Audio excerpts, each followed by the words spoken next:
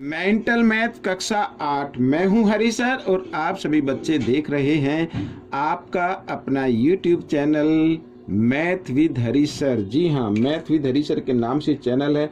अगर आप अन्य वीडियो देखना चाहते तो बच्चों आप मेरे किसी भी वीडियो को जो आप देखते हैं उसके नीचे मेरे चैनल का नाम है और उसके ऊपर जब आप क्लिक करेंगे तो आप मेरे चैनल पर पहुंच जाएंगे और वहां पर जाकर वीडियोज़ या प्लेलिस्ट के बटन को जब आप क्लिक करेंगे तो आप अन्य वीडियो देख सकते हैं। तो बच्चों आपको तो एक ही काम करना है, वीडियो को पूरा देखना, स्किप नहीं करना है, देखकर दूसरों को ज़रूर सिखाना है। ठीक है ना। मिलेंगे अब हम पाठ के ऊपर। आइए करना शुरू करते हैं। क्वेश्चन नंबर 31 ये रहा आपके सामने। ठीक है, क्वेश्चन नंबर 31 क्या कहता है, देखो। क्वेश्चन नंबर 31 कहता है एक कोण अपने संपूरक कोण का दुगुना है, इस कोण के संपूरक कोण का पूरक कोण बताए। ठीक है, एक कोण अपने संपूरक कोण का क्या दुगुना है। अब बच्चों आपको तो मालूम है, बिल्कुल इसी तरीके से बताता हूं मैं कि अगर किन्हीं टू एंगल का सम क्या होता है 180 होता है तो उसे क्या बोलते हैं, संपूरक बोलते हैं। ठीक है, यहाँ पर हम क्या कर लेते हैं, मान लेते हैं, माना ठीक है पहला कोण, माना पहला कोण कितने का होगा, माना पहला कोण x का है और दूसरा कोण जो होगा वो 2x का होगा, दुगुना है तो 2x का हो गया। अगर हम इनको जमा कर दे 2x जमा 1x तो कितना आना चाहिए, 180 आना चाहिए, जैसा कि लिखा संपूरक कोण। तो दोनों को जमा किया 3x बराबर 180 आ गया। ठीक है, 3 से हम काट देते, 3 एकम 3, 3 6 18, तो x की वैल्यू क्या आ गई, 60 आ गई। आगे देखो क्या कहता है, और इस कोण के संपूरक कोण का, अब ये बच्चों ये कोण आ गया, संपूरक कोण आ गया का, ठीक है, जो हमने निकाला था का पूरक कोण बताना है। अब पूरक कोण बताना है। ठीक है, पूरक कोण भी क्या होता है, किन्हीं दो कोणों का योग कितना होना चाहिए, 90 डिग्री होना चाहिए। अब हमें पूरक कोण बताना, पूरक कोण नहीं मालूम है तो उसको आप y मान लो, यहाँ पे x माना तो यहाँ पे क्या मान लो, y मान लो। और एक कोण तो है ही आपका, यानी 60 डिग्री जो आया है ये, ठीक है, इस कोण के संपूरक कोण का ये, ठीक है, ये जो आया है इसका हमें क्या करना है, पूरक कोण बताना है। ठीक है, तो या तो सीधा 90 में से 60 घटा लो या फिर इस तरीके से लिख लो। ठीक है, माना भाई किन्हीं दो कोणों का योग क्या होगा, 90 डिग्री होगा, उनमें से एक कोण तो 60 डिग्री का माना गया है। ठीक है, कि इसका पूरा कोण भी बताना है, तो इस तरीके से कर सकते हैं, या सीधा डायरेक्ट में ही आपको 90 में से घटा देना तो आपका आंसर आ जाएगा, या फिर इस तरीके से कर लीजिए। ठीक है, 90 इधर 60 जमा इधर आकर ये घटा का हो गया। ठीक है, और y का मान 90 में से 60 घटाएंगे तो 30 डिग्री आ जाएगा। बच्चों ये आपका आंसर बन जाएगा। प्रश्न नंबर 32 क्या कहता है, ये देखो आपके सामने। प्रश्न नंबर 32 कहता है कि 3 लड़कियों की औसत आयु 20 वर्ष है। 3 लड़कियों की औसत आयु क्या है, 20 वर्ष है। यदि उनकी आयु 3:5:7 के अनुपात में है तो सबसे बड़ी लड़की की आयु बतानी है। ठीक है, तो यहाँ पर औसत आयु दी हुई है ना, तो 3 लड़कियों की हम कुल आयु निकाल लेते हैं। ठीक है, 3 लड़कियों की कुल आयु निकाल लेते, कुल आयु से ही निकलेगा ये। तो 20 को क्या कर देना, 3 से गुणा कर देना, यानी 60 वर्ष आ जाएगी। कुल आयु 3 लड़कियों की क्या बनेगी, 60 वर्ष। ठीक है, और यहाँ पर लिख लेते हैं, माना लड़कियों की जो अनुपात दिया हुआ ना इसको x में लेके मान लेते हैं, माना लड़कियों की आयु, ठीक है ना, आयु यहाँ पर लिख लेते हैं 3x 5x और 7x है। ठीक है, अब अगर इन तीनों को जमा करें तो 60 के बराबर आना चाहिए। ठीक है ना। आइए प्रश्नानुसार यानी तीनों को अगर हम जमा कर दे, तीनों लड़कियों की आयु को जमा कर दे तो किसके बराबर आना चाहिए, 60 के बराबर आना चाहिए। जो क्योंकि मैंने तीनों लड़कियों की आयु का योग निकाल लिया है, या कुल आयु मैंने निकाल ली है। ठीक है, यहाँ पर तो आइए 7 और 5 12 और 3 15, तो यहाँ पर कर लेते हैं, तो 15x हो गया बच्चों, और यहाँ पर आ गया 60। ठीक है, x का मान निकालना है तो 60 15 इधर गुणा में, इधर आकर ये भाग में आ गया, 15 एकम 15, 15 चौके 60, x का मान क्या आ गया, 4 आ गया। अब इसमें पूछा है सबसे बड़ी लड़की की आयु, सबसे बड़ी लड़की का मतलब सबसे बड़ा अनुपात। ठीक है ना, तो यहाँ पर मैं लिख लेता हूँ बच्चों। ठीक है, सबसे बड़ी लड़की की आयु,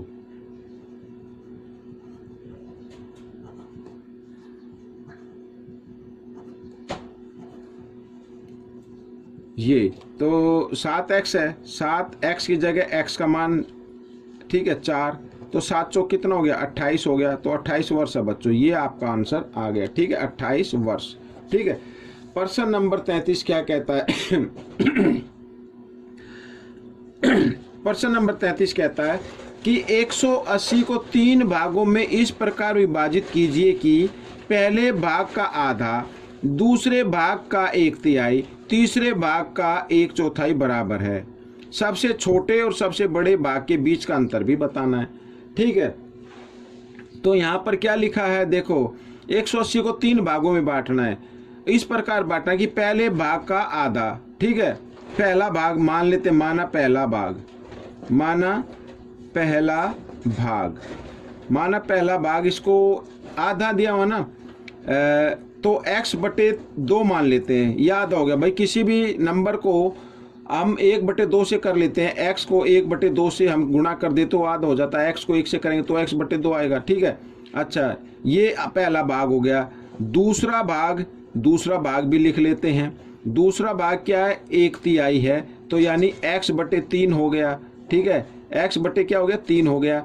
तीसरा भाग, यहाँ पर तीसरा भाग लिख लीजिए, तो बड़ा ही आसान है, तीसरा भाग 1/4 के बराबर है, यानी x/4 के बराबर है। ठीक है, अब ये तीनों क्या प्रश्नानुसार कर देता हूं मैं, प्रश्नानुसार तीनों क्या ये आपस में क्या ये बराबर है, ये बराबर हम रख लेते हैं।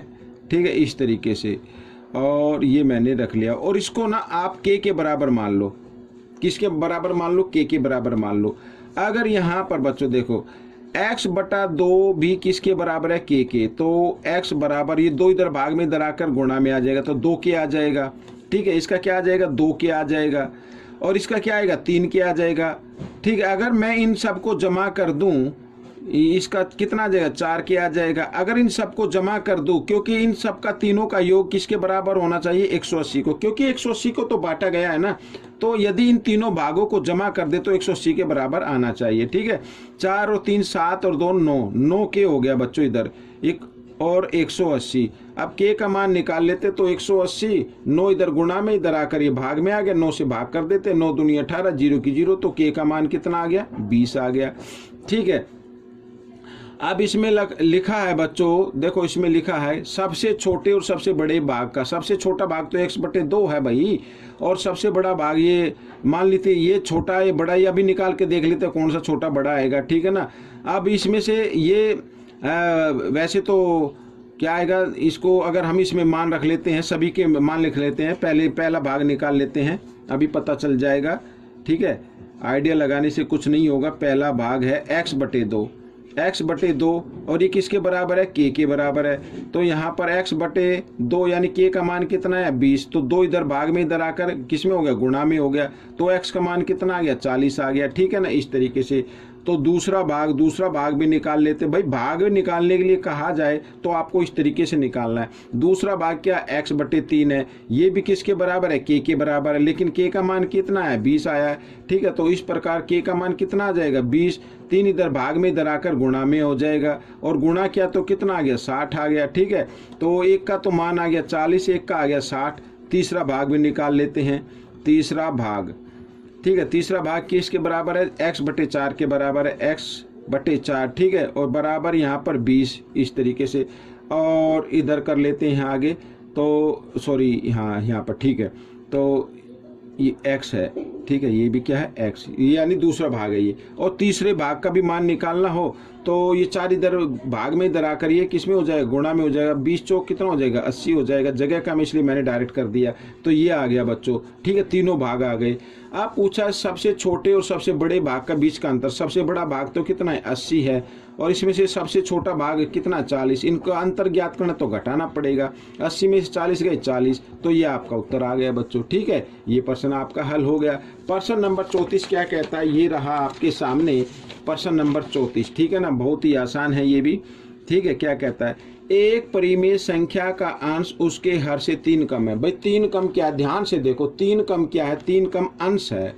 3 कम क्या है, अंश है, तो अंश कम, अंश का तो पता लग गया ना भाई, अंश तो 3 कम है किससे, हर से, हर का नहीं पता, तो माना हर x। ठीक है, और प्रश्नानुसार यहाँ पर लिख देता हूँ। प्रश्नानुसार क्या हो गया, हर को तो नीचे लिखते हैं, ठीक है, और अंश को ऊपर लिखते हैं, लेकिन अंश क्या है, हर से कितना कम है, 3 कम है। इस तरीके से यदि अंश को दुगुना कर दिया जाए, ये हमने दुगुना कर दिया, 2 से गुणा कर दिया, ठीक है, और हर में 6 की वृद्धि कर दी जाए, यानी 6 बढ़ा दिया जाए, ठीक है, ये मैंने 6 बढ़ा दिया, जमा कर दिया इसमें, तो भिन्न कितनी हो जाती है, 1/5 इस तरीके से, ठीक है। तो पहले 2 को x के साथ गुणा कर लो, 2x, और 2 को 3 के साथ भी गुणा करेंगे, 2 3 6 आ जाएगा, और नीचे x जमा 6 और बराबर 1/5, ठीक है, इस तरीके से होगा। अब क्रॉस में गुणा कर लेनी है, ठीक है, जब दोनों बीच में बराबर आ जाए, दोनों तरफ परिमेय संख्या हो तो क्रॉस में क्या करते, गुणा कर देते। 5 दूनी 10, 10x हो गया, घटा 5 6 30 इस तरीके से। और बच्चों यहाँ पर 1 से गुणा करेंगे तो ये तो यूं का यूं आएगा, तो x जमा 6 ऐसे, ठीक है ना।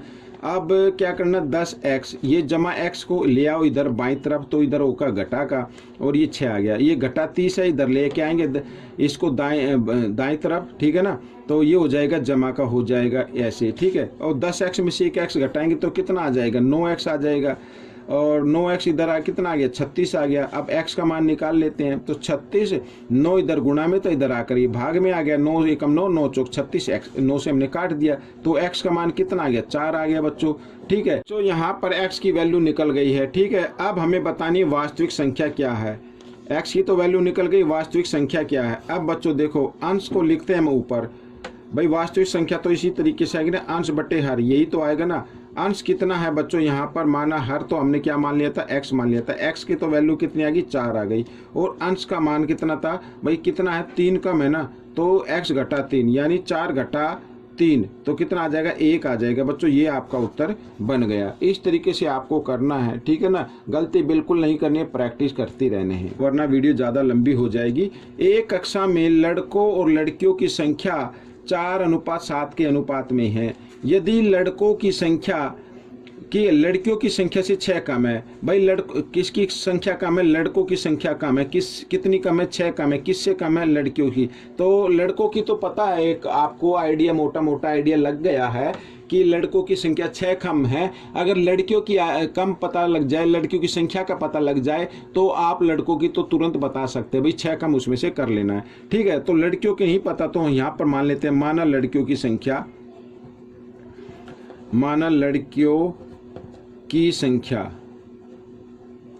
ठीक है, माना लड़कियों की संख्या क्या मान लेते हैं, x मान लेते हैं, और लड़कों की संख्या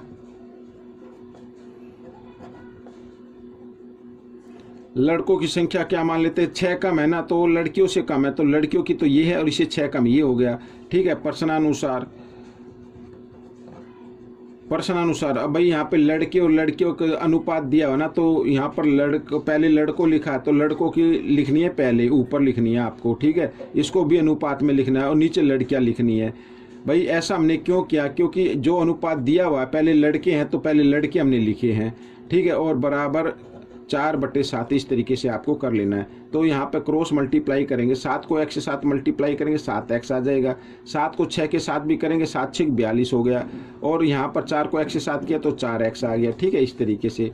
तो 7x और 4x इधर जमा में, इधर आकर ये घटा में हो जाएगा, ठीक है, बराबर, और 42 को लेके आना इधर दाएं तरफ, ये जमा में हो जाएगा, तो 7 में से 4 घटा देंगे तो कितना आ जाएगा, 3x आ जाएगा, और बड़े नंबर के सामने कोई निशान नहीं, कोई निशान मत लगाइए, तो इस तरीके से आ गया। अब x का मान निकालना, तो 42 और 3 इधर किस रूप में है, गुणा में, इधर आकर ये भाग में आ गया, 3 से इसको हमने भाग दे दिया, 3 एकम 3, 3 चौक 12, x का मान क्या आ गया, 14 आ गया। तो यहाँ पर लड़के कितने आ गए, तो लड़कों की संख्या लिख लेते हैं, सॉरी ये x किसकी थी, लड़कियों की, सॉरी लड़कियों की संख्या लिख लेते हैं, लड़कियों की संख्या, ठीक है ना। लड़कियों की संख्या कितनी है बच्चों, यहाँ पर 14 है, और लड़कों की संख्या कितनी है वो भी लिख लेते हैं, लड़कों की संख्या है बच्चों 6 कम है ना, तो 14 में से 6 घटा दो 8 आ जाएगी, ठीक है। अब पूछा है छात्रों की संख्या कितनी, कक्षा में छात्र यानी कुल छात्रों की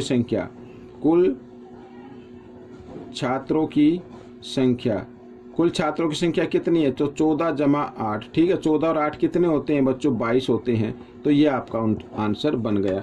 इस तरीके से ये वीडियो पूरी हो गई है बच्चों, आपको ये वीडियो कैसी लगी मुझे ज़रूर बताएं। इसमें से सीखकर दूसरे बच्चों को जरूर सिखाना। हमेशा बोलता हूँ कि भाई जब तक आप प्रैक्टिस नहीं करेंगे, आपको तो कुछ बच्चों को बुरा लगता होगा कि सर बार बार बोलते प्रैक्टिस करो प्रैक्टिस। भाई प्रैक्टिस करोगे तभी तो अच्छी रैंक आएगी, अच्छे मार्क्स आएंगे। और मैथ जो है ना, मैथ मैं आपको बताता हूँ, मैथ प्रैक्टिस का ही होता है। मैथ प्रैक्टिस का ही होता है। आप 1 महीना प्रैक्टिस ना करें, मान लीजिए आपको कोई क्वेश्चन अच्छे से आता है और उस क्वेश्चन की आप 1 महीने प्रैक्टिस मत करो, आपको नहीं आएगा। दूसरे महीने देखोगे तो आप भूल चुके होंगे कि कैसे करना। इसलिए प्रैक्टिस नेसेसरी है, प्रैक्टिस जरूर करनी है, ठीक है, तभी अच्छी रैंक आएगी। बच्चों मिलेंगे अब हम अगले भाग में, तब तक के लिए धन्यवाद।